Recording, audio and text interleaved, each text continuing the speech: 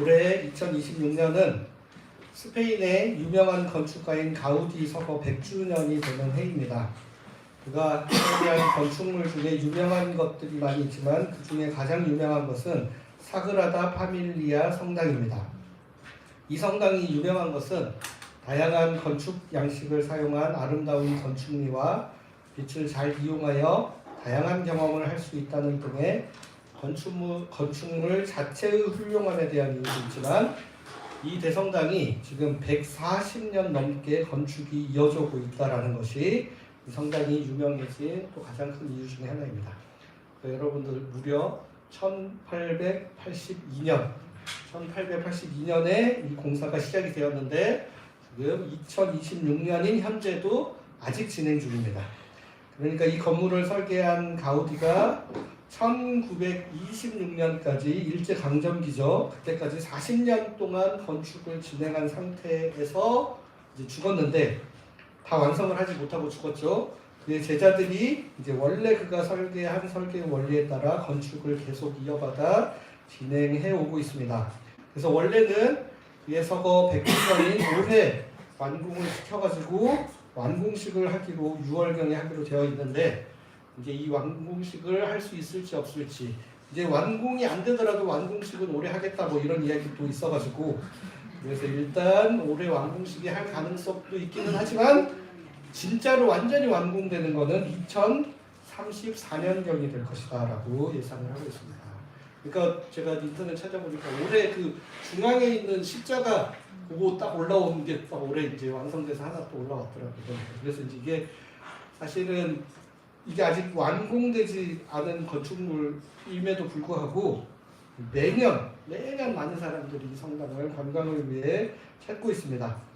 그러니까 이 성당 관람이 언제부터 시작되냐면 1915년부터 시작이 되었다고 합니다. 그래서 지금보다는 한참 전이지만 그래도 생각해 보시면 1882년에 건축을 시작했으니까 그래도 한 30년 정도 건축을 한 상태에서 오픈을 했는데도 관람 초창기에는 대부분은 다 공사 중이고 일부 공간만 통로로 이렇게 개방을 해서 관람객들이 건축하고 있는 장면을 관람하는 그런 형태의 관람으로 시작을 했다고 하는데 그러나 지금은 이제 거의 완성 단계에 다 이르렀죠. 그래서 내년 400에서 500만 명이 그곳을 찾아 관람을 하고 있다고 합니다. 이 성당을 보면 우리가 완성된 작품만 의미가 있는 것은 아니구나라는 것을 새삼 깨닫게 됩니다.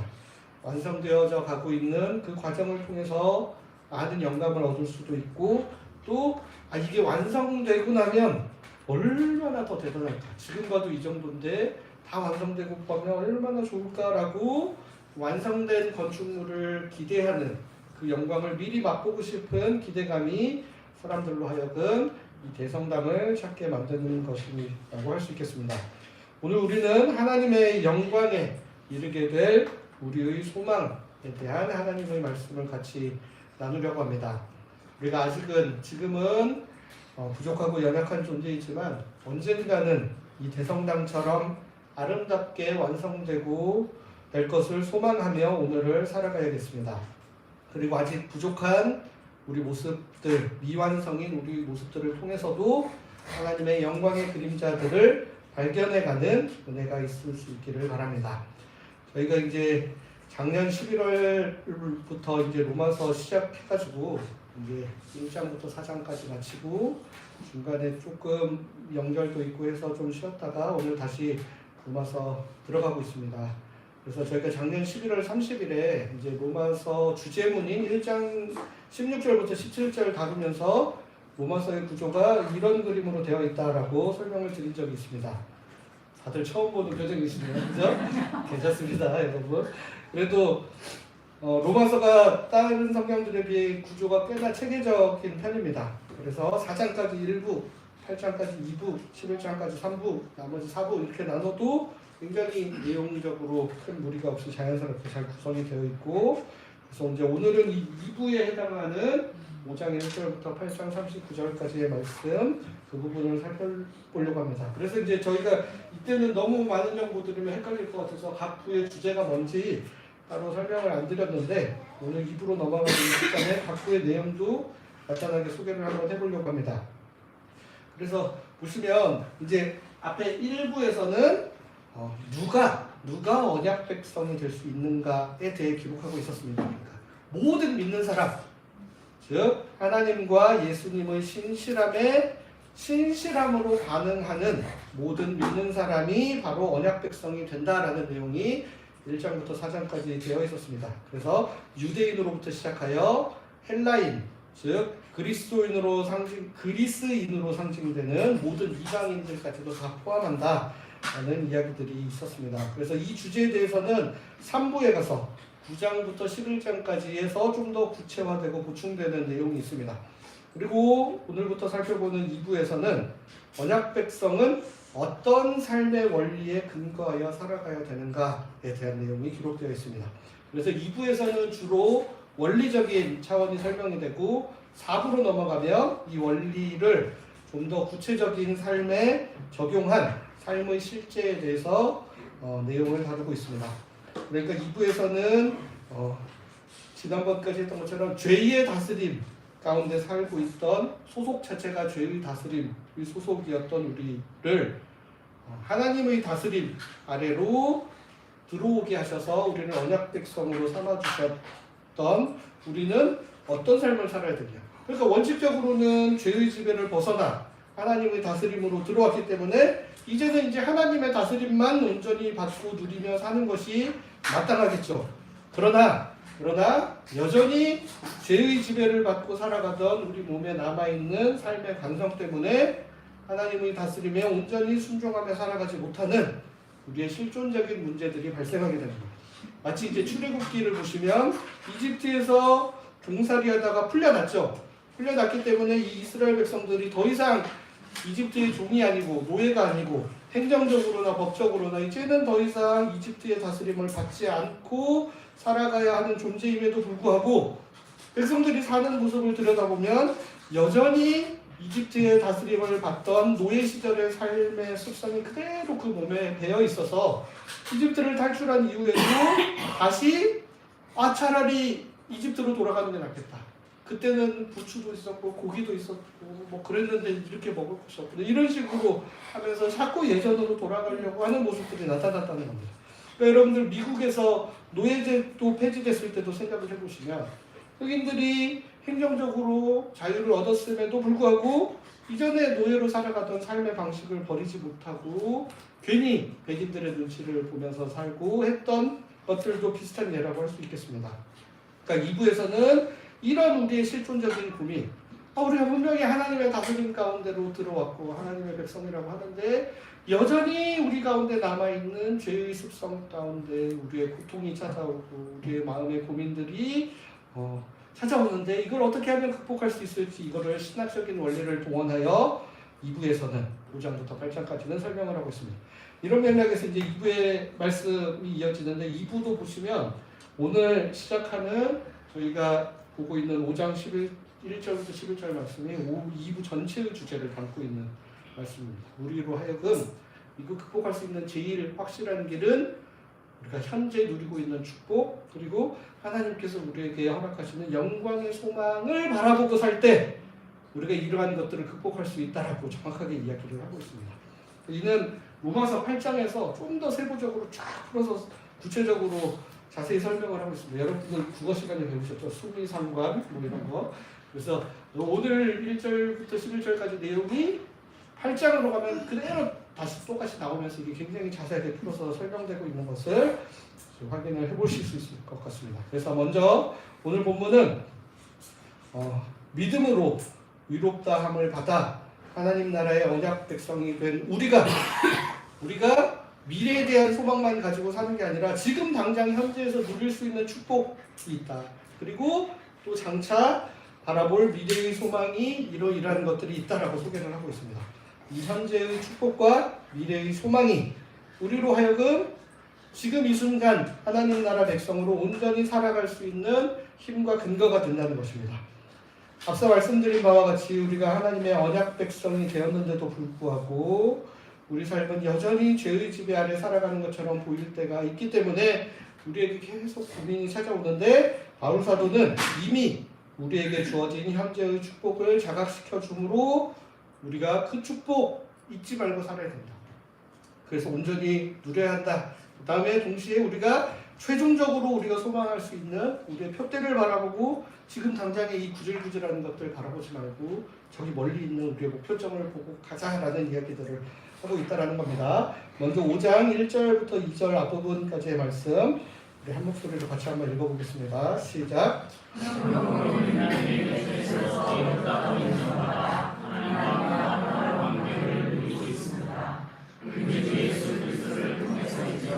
또한 그분을 통해서 믿음으로 우리는 지금 서 있는 은혜로 들어오게 되었습니다. 네, 우리가 위롭다고 인정받았다는 것은 관계가 회복되었다라는 것입니다. 의, 옳다, 관계 안에서 옳다. 예전에 의에 대해 말씀을 나누며 의란 올바른 관계라고 말씀드린 적이 있었습니다. 그리고 그 관계 안에 머물면서 그 관계를 지속해 나가는 것이 믿음이고 신실함이다 라는 겁니다. 그런데 그 관계를 지속해 나가는 근거가 되는 것, 지속해야지 믿음인데 그 관계를 지속할 수 있게 힘을 주는 게 바로 우리가 관계를 지속해야 되는 대상에 대한 신뢰감이 있어야 된다는 것. 그래서 우리가 바로 전 4장 본문을 다루면서 우리는 하나님을 믿는 것이다.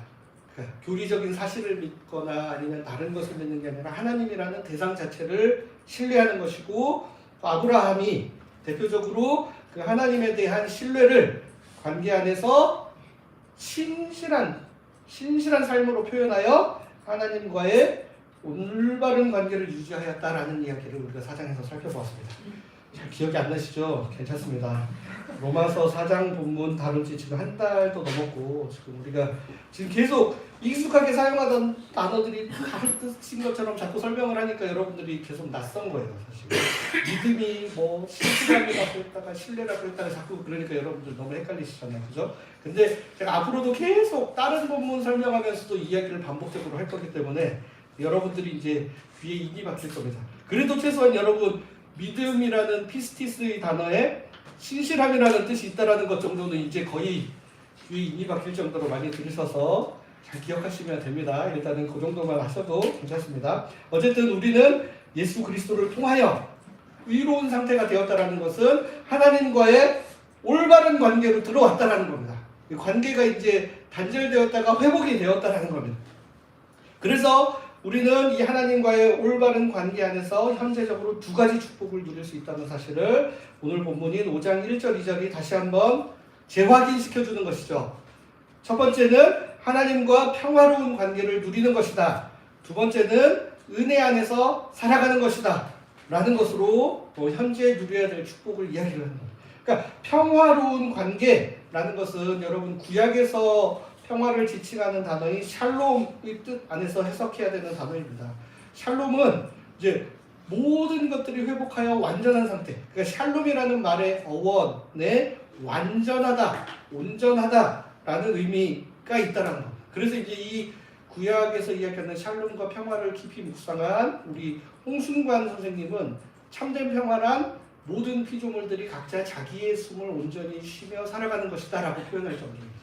그러니까 내가 내 숨을 온전하게 쉰다는 것은 내가 온전한 삶을 잘 누리는 것처럼 다른 사람도 온전한 삶을 누릴 수 있도록 하는 그 상태, 올바른 관계에 있는 이 상태가 바로 평화로운 상태다라고 정의를 하는 것이죠. 그렇기 때문에 구약에서 이야기하는 샬롬이나 성경에서 이야기하는 평화는 관계가 온전한 상태에 있는 것을 이야기를 하는 겁니다.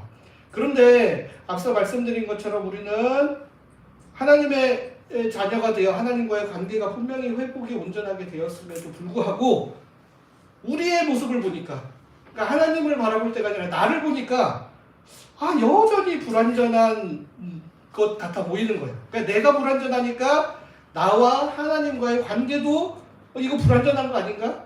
내가 하나님의 자녀가 분명히 되었는데도 불구하고 나는 구원받지 않은 거 아닌가? 왜 내 삶은 이 모양이지? 이런 의심들이 끊임없이 찾아든다는 거예요. 그러니까 여전히 우리가 죄를 짓기도 하고 연약하기 때문에 하나님과의 관계가 멀쩡한데도 불구하고 하나님의 관계가 깨어진 것 같은 불안감이 자꾸 우리 마음 가운데 찾아온다. 그렇기 때문에 우리가 온전한 평화를 누리지 못하는 거다. 그런데 예수 그리스도를 통하여 오늘 그래서 본문에 또 보시면 주 예수 그리스도를 통해서, 그분을 통해서 굉장히 그걸 강조하고 있습니다. 그게 나 때문이 아니에요. 나의 그 연약하고 깨어지고 부족하고 불완전한 모습 때문이 아니라 주 예수 그리스도를 통하여 하나님과 온전한 관계가 회복되었으니 관계에 대한 의심을 절대 하지 말고 불안해하지 말고 관계 안에서 평화로움을 누려야 한다라는 이야기를 하고 있는 겁니다. 그러니까 여러분들 애들이 부모 앞에 잘못할 수 있습니까? 없습니까? 잘못할 수 있습니다. 잘못할 수 있는 정도가 아니라 그냥 잘못이 기본 베이스로 깔려 있으면서 사는 것처럼 엄청나게 많은 잘못을 합니다. 그런데도 아이들은 내가 이렇게 잘못했으니까 부모가 나를 자녀로 여기지 않지 않고 우리 엄마가 아빠가 나를 자녀로 여기지 않으면 어떡하지?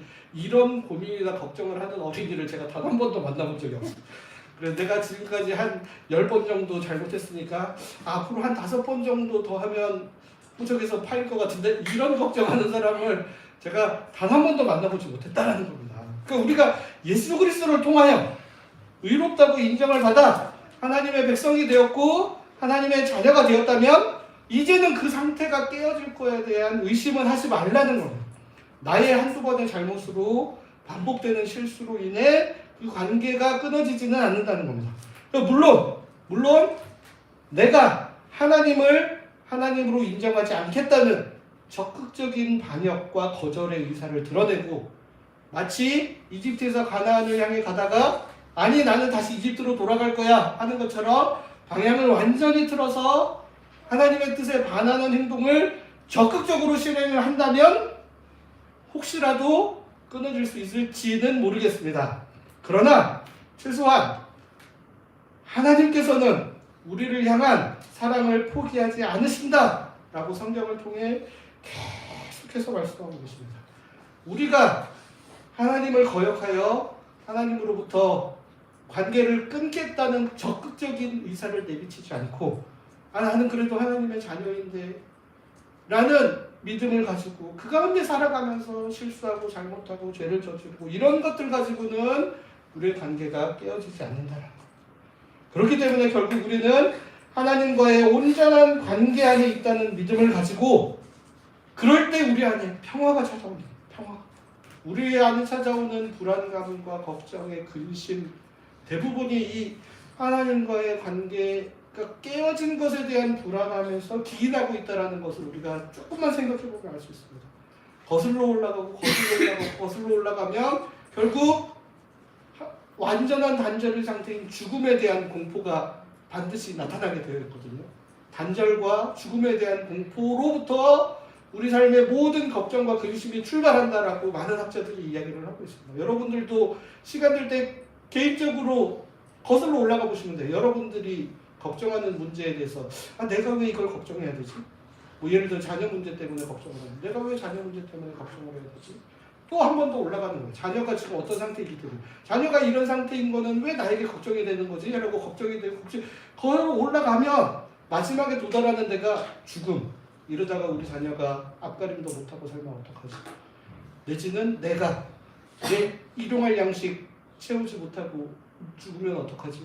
관계가 단절돼서 완전히 고립된 상태에서 숨을 쉬고 있으나 왕따당하는 것처럼 외로운 상태로 살아 이런 정도의 답들로 다 귀속되게 되어 있다는 겁니다.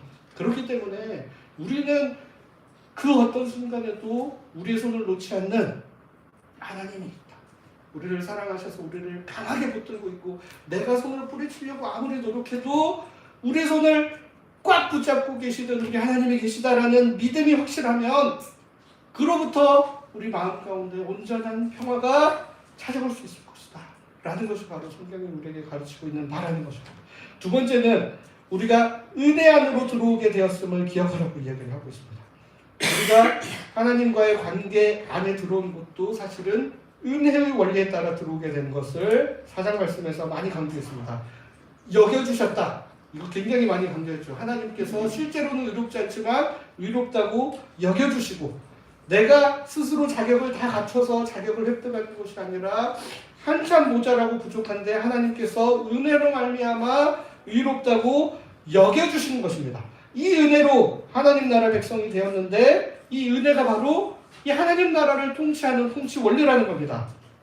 그러니까 우리 사는 세상은 대부분 어떻게 돌아가냐면 내가 10,000원을 내면 정확히 10,000원짜리 물건을 돌려받는 기브앤테이크의 세상이에요. 이거는 절대 은혜가 아닙니다. 내가 씨앗을 하나 뿌렸으면 그 식물에서 자라는 열매는 내가 나만 그대로 다 가져가는 것. 이게 기본 사회 시스템인데 은혜는 그런 게 아니라 은혜는 사랑의 근거에서 흘러가는 겁니다.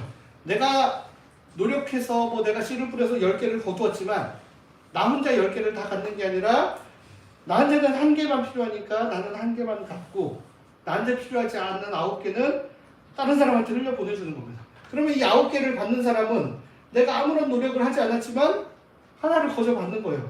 그거 가지고 하루하루 살다 보니 예전에 받았던 것도 기억나고 내가 가진 게 이렇게 많으니까 나도 또 다른 사람한테 나눠야지. 이런 식으로 해서 흘러가는 거. 내가 노력한 거에 대해 정당한 대가를 지불받거나 내가 이만큼 줬으니까 내가 밥 한 번 샀으니까 상대방이 밥 한 번 사주는 이런 관계가 아니라 내가 사랑을 받았으니 나도 그 사랑을 다른 사람한테 흘려보내야지 라고 해서 계속 사랑의 근거에 흘러가는 삶의 원리가 바로 은혜의 원리라는 겁니다. 그러니까 여러분 여기서 내가 노력하지 않고 거저 얻었다는 것이 은혜의 핵심 개념이 아니라 은혜에 있어서 제일 중요한 건 사랑이라는 거예요. 사랑. 내가 사랑하기 때문에 내 것을 내가 다 누리지 않고 다른 사람한테 흘려보내. 하나님 나라가 바로 이런 은혜의 법칙으로 운영되는 나라라는 겁니다. 예수님께서 잘못한 게 하나도 없는데 우리를 위해 십자가에 달려 죽으신 이유가 뭐냐면 우리를 사랑하셨기 때문이라는 거예요. 사랑하셨기 때문에. 그래서 예수님으로부터 그 사랑을 받은 수많은 성도들이 그 사랑을 나 혼자만 가지고 있기도 너무 아까운 사랑이다. 또 다른 사람들한테 전하고 나눠야지 해가지고 지금 기독교의 역사가 우리까지 흘러내려. 하나님 나라는 끊임없이 이런 은혜의 법칙으로 운영되는 나라라는 겁니다.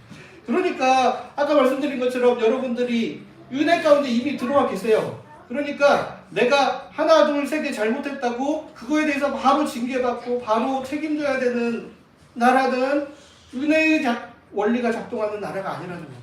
내가 비록 실수하고 연약하지만 사랑에 의해 그것들을 없는 것으로 여겨주고 덮어주는 것으로 여겨주는 하나님 나라의 다스림 방식이 적용되는 나라가 바로 하나님의 나라. 그게 바로 은혜의 법칙이라는 것입니다. 오늘 본문 1절 2절에서 우리가 누리는 이 평화로운 관계와 또 은혜 안에 들어오게 된 것이 바로 누구 때문이다? 주 예수 그리스도를 통해서 이루어지는 것이다라는 것을 계속해서 강조하고 있습니다. 우리의 공로가 아니라 하나님의 사랑과 주 예수 그리스도의 신실함을 통해 된 것임을 다시 한번 강조하고 있다는 것이죠. 우리가 이런 은혜 안에 살아감을 굳게 신뢰할 때 우리는 참으로 하나님의 다스림 가운데 살아갈 수 있게 됩니다. 이게 바로 우리가 현재적으로 이미 여러분들은 하나님과의 관계가 회복되어 있는 상태, 깨어지지 않은 상태이기 때문에 그걸 믿어서 평화를 누리시고 또 하나님의 은혜의 법칙이 다스리는 세상 가운데로 들어왔다라는 사실을 끊임없이 자각하며 살아갈 때 오늘 살아갈 때 다 비춰오는 우리 삶의 여러 가지 어려움들을 극복해 낼 힘이 바로 거기에서 나온다는 겁니다. 다음으로 우리가 미래에 대한 소망을 굳게 붙들어야 온전한 다스림 가운데 살아갈 수 있습니다. 특별히 어떤 소망을 붙들어야 하는지 오늘 본문 2절 말씀은 먼저 이렇게 기록하고 있습니다. 한 목소리를 읽어보겠습니다. 시작.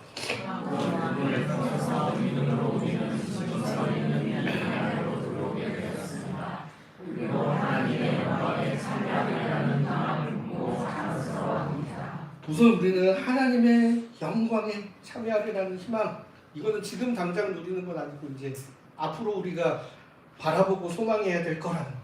우리는 하나님의 영광에 참여하는 존재가 될 것입니다. 근데 여러분 이 영광이라는 말이 좀 추상적인 단어죠. 사전적인 의미로는 한자로 보면 빛나다, 빛나고 아름다운 영예 이렇게 되어 있습니다. 그러니까 영광이라는 말에는 기본적으로 빛, 이 존재로부터 확 빛이 나는 이런 이미지 하나가 있고 그 다음에 명예로움, 사람들로부터 막 찬사를 받는 이런 명예로움과도 관련되어 있는 단어입니다.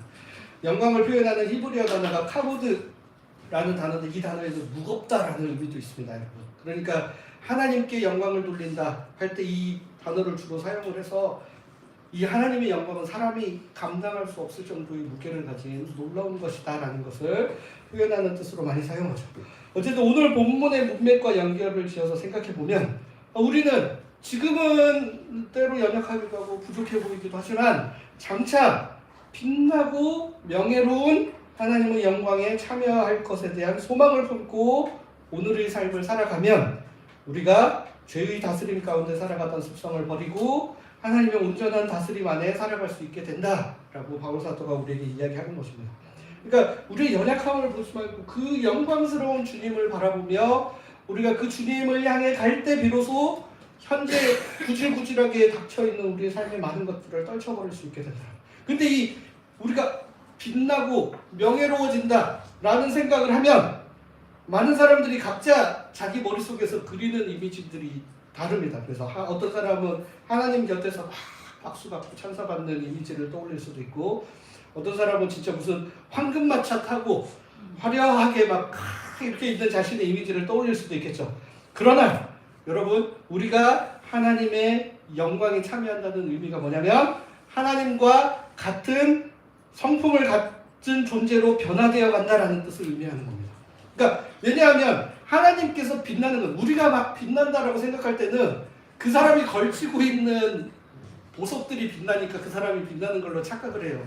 그 사람이 높은 지위를 가지고 세상적으로 잘 나가는 지위를 가지고 있으니까 그 지위 때문에 그 사람이 명예로워지고 빛난다라는 착각을 하기 때문에 우리도 이런 영광을 받는다는 것은 우리도 황금마차를 타고 뭔가 황금으로 치장하고 황금집에서 살고 이래야지 우리가 영광받고 빛날 것으로 착각을 하지만, 그러니까 사람들은 그렇게 치장을 해야 빛나는 것처럼 보이고 그렇게 치장을 해서 빛나 보이고 싶어 하는 게 사람의 욕망이지만, 하나님의 빛남은 그런 물질들로 치장해서 나오는 빛남이 아니라 존재 자체에서 나오는 빛남이라는 겁니다. 존재 자체에서. 하나님을 치장하는 주변의 어떠한 것들 때문입니다. 여러분들 정말 인격적으로 훌륭하고 정말 겸손하게 살아가시는 분들 얼굴 보면 빛이 납니다. 진짜로. 여러분 진짜 빛이 나요. 그 막 비싼 물건 걸치고 다니는 사람들에게서 볼 수 없는 정말 그 성품에서 나오는, 인격에서 나오는 그 향기 때문에 찬란하게 빛나는 영광들이 하나님의 형상인 우리에게도 있는데, 하물며 하나님께서 뭐 그런 황금으로 치장함으로 빛나는 게 아니라 그 존재의 빛남으로, 성품의 빛남으로 나타나시는데 우리가 그 빛나는 하나님의 영광에 참여하게 될 거다라는 이야기. 그러니까 2절 뒤에 이어지는 3절 4절 말씀이 그 이야기를 하고 싶은 겁니다. 3절 4절 말씀 이어서 보겠습니다. 그뿐만 아니라 우리는 큰 어려움들을 자랑스러워합니다. 우리가 알기 때문입니다. 큰 어려움 가운데 견디는 힘이 생긴다는 것을요. 또 견디다 보면 굳세지고 굳세지다 보면 희망이 생긴다는 것이죠. 그 느닷없이 하나님의 영광 이야기하다가 우리의 고난을 이야기해요. 우리의 고난과 환난이 뭐 그렇게 자랑스럽고 좋을 일이겠습니까? 너무나 고통스럽고 괴롭고 힘든 건데 왜 그거를 자랑해야 되고 그걸 즐거워해야 되고 그걸 통해 소망을 가져야 되지 하는 거예요. 왜냐하면 이것이 우리의 인격을 하나님처럼 바꾸는데 귀하게 사용된다는 이야기를 오늘 공부하는, 우리에게 좀 익숙한 개역 개정 번역 성경 3절 4절 다시 한 목소리로 한번 읽어보겠습니다. 시작. 다만 이뿐 아니라 우리가 환난 속에서 즐거워하니 이는 환난은 인내를, 인내는 연단을, 연단은 소망을 이루는 줄 압니다. 이 환난, 고난이 우리로 하여금 인내를 배우게 하고, 이 인내가 우리로 하여금 연단에 이르게 하고, 이것이 바로 우리가 하나님의 영광에 참여할 것이라는 소망으로까지 이어지게 된다는 것입니다. 그러니까 환난을 이유 없이 즐거워하고 자랑하는 종교가 기독교는 절대 아닙니다. 우리가 고난을 찬양하는 종교가 절대 아닙니다. 예수님께서 고난을 통해 자신의 사랑이 무엇인지를 우리에게 보여주셨고, 또 이 고난이 마침내는 우리를 영광으로 이끌 것을 믿기 때문에 그 고난을 의미 있게 받아들이는 것뿐이지, 우리가 무슨 변태들도 아니고 고난 자체를 막 즐거워하고 막 그 가운데서 행복하다 이런 사람들이 절대 아니라는 겁니다. 오늘 본문에서 환난이 있네, 있네는 연단 이렇게 표현하고 있죠. 연단이라는 뜻이 뭐냐면 여러분들 쇠붙이를 불에 달군 후에 막 단단하게 해서 단단해지는 것을 이야기를 한 게 1번이다라고 그 국어사전에 찾아보면 나오고, 2번 뜻은 뭐라고 나오냐면 사람의 몸과 마음을 굳세게 하는 것이다 라고 의미를 하고 있습니다.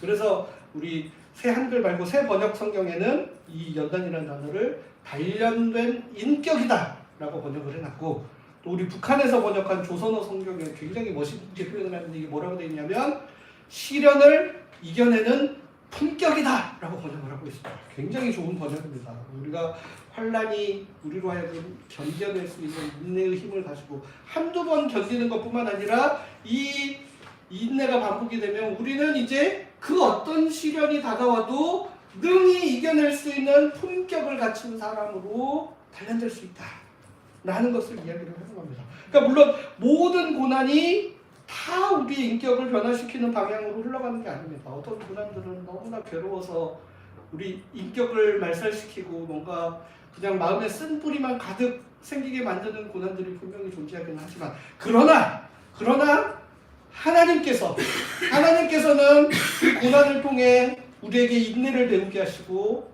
우리 성품을 더 단련하셔서 이제는 우리가 다음번에 다른 고난 만나도 의연하게 잘 이겨낼 수 있을 만한 품성과 인격을 갖추도록 점점 변화시켜 가신다는 겁니다. 그렇게 우리의 인격을 변화시켜 가시고 존재를 다듬어 가시는 것이 바로 우리에게 희망이라는 것, 우리에게 소망이 됩니다.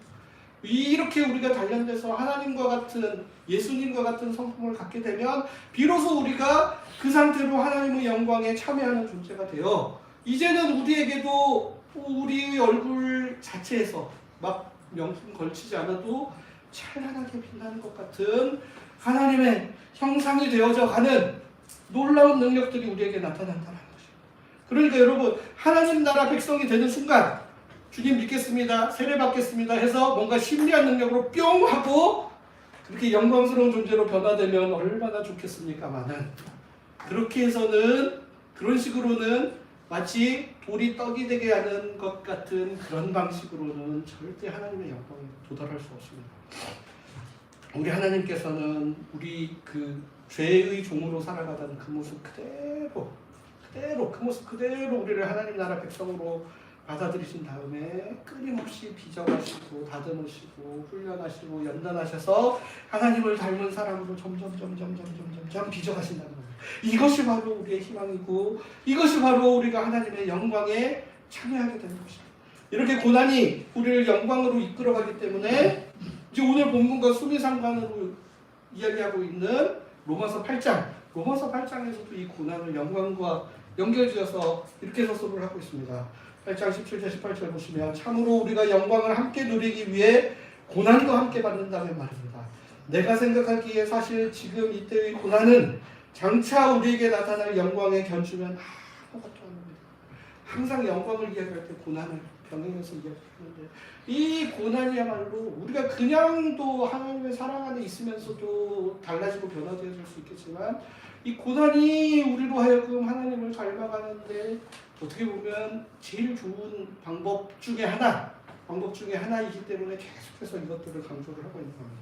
이것이 바로 우리의 소망입니다. 우리가 하나님 나라 백성이 되었지만 여전히 죄의 지배를 받고 사는 것처럼 연약하고 부족한 삶을 살아가지만 그러한 삶을 극복해 나가고 이겨나가는 것을 통해 우리의 인격이 다듬어지고 우리의 존재가 변화되어 마침내는 하나님의 영광에 참여하게 되는 존재들이 될 것을 소망하며 살아갑니다. 우리 삶의 마지막에 무엇이 남는지 여러분 생각해보면 더더욱 확실해집니다. 여러분들 열심히 쌓아놓은 돈이나 명성이나 통장 잔고 하나도 우리 죽을 때 가져갈 수 없습니다. 다 놓고 가야 돼요. 여러분들의 명성이나 역적 대단한 자리에 올라간 것 같지만 결국 아무것도 안 남습니다.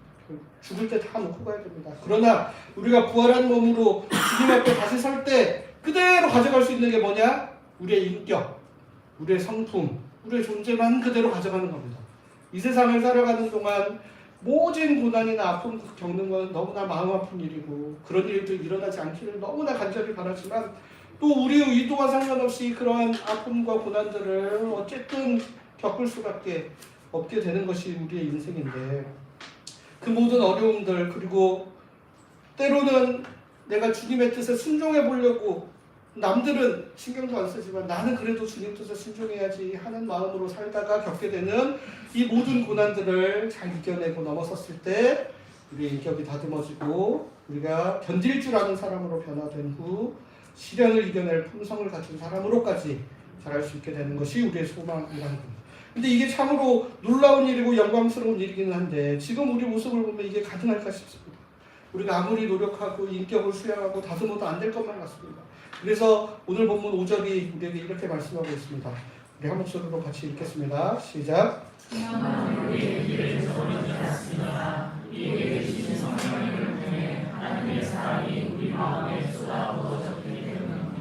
이게 우리의 힘과 능력으로 하는 게 절대 아니라는 것을 5절에서 다시 한번 가르쳐주고 있습니다. 우리 자신을 바라보면 우리는 좌절하고 낙심할 수밖에 없습니다. 우리가 아무리 소망을 가지고 살아간다고 해도 그것이 우리의 기대를 저버리지 않는 것은 성령님을 통해 하나님의 사랑이 우리 마음에 물붓듯이 쏟아 부어졌기 때문이라는 겁니다. 그냥 찔끔찔끔 공급해 주시는 게 아니라 통으로 들고 퍼붓는 것처럼 쏟아 부어주셨기 때문에 가능하다는 겁니다. 여러분, 여러분의 인격을 믿지 마시고 여러분의 다짐을 믿지 마시고 여러분들 우리 안에 계신 성령님을 한번 믿어보시기 바랍니다. 그 성령님을 통해 사랑을 아낌없이 부어주시는 우리 하나님의 사랑을 믿어보시기 바랍니다. 우리가 늘 좌절하는 것은 우리의 결심을 믿기 때문입니다. 우리의 다짐을 믿기 때문입니다. 우리가 한번 달라져 보겠다고 큰 결심해야 달라지는 게 아니라 우리 안에 계신 성령의 은혜를 깊이 깨닫고 우리를 향해 쏟아주시는 하나님의 사랑이 얼마나 크고 놀라운지를 깨달을 때 비로소 우리가 달라질 수 있습니다. 이어지는 6절부터 11절까지 말씀, 오늘은 이제 다 다루지 못하지만 거기에 이제 우리를 향한 하나님의 사랑이 얼마나 크길래 바로 이런 우리의 기대를 저버리지 않는 확실한 보증이 되는지를 소개를 하고 있습니다. 의로운 사람을 위해서도 죽겠다고 나서는 사람이 없고 훌륭한 사람을 위해서 혹시 누가 용감히 죽겠다고 나서는 사람이 있을 수는 있는데 우리가 아직 여전히 죄인일 때 우리를 위해 목숨까지 내어주신 그 사람을 생각해보면 하나님의 사랑이 우리를 하나님의 영광에 참여하는 데까지 자라게 하실 수 있지 않겠느냐라고 이야기를 하는 겁니다. 그 하나님의 사랑이 우리를 변화시킬 수 있지 않겠느냐라고 이야기를 하는 겁니다. 사랑하는 성도 여러분, 여러분들이 처해 있는 현실이 만만치 않은 걸 알고 있습니다.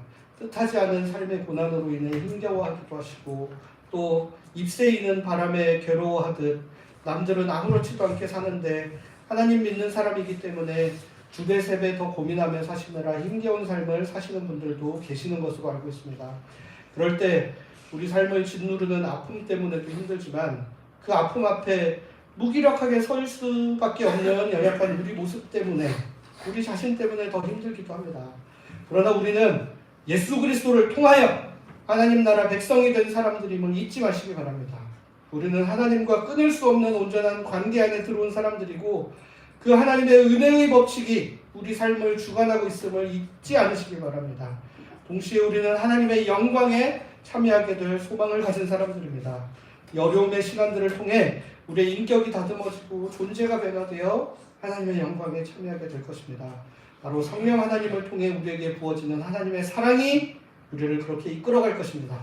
그 사랑을 굳게 신뢰하며 오늘도 하나님과 평화로운 관계를 누리며 살아가는 우리 모두가 될 수 있기를 바랍니다.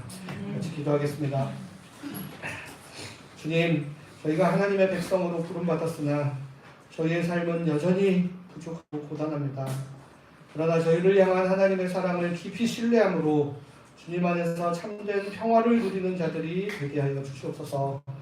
나의 어떠함 때문이 아니라 우리의 어떠함 때문이 아니라 하나님의 조건 없는 사랑이 그 사랑이 우리를 변화시키시고 인도하실 줄로 믿습니다. 하나님의 영광에 참여하는 그날까지 저희가 주님과 신실하게 동행하게 하여 주시옵소서.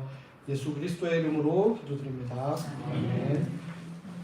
모두 자리에서 일어나셔서 찬송가 415장 찬송하시고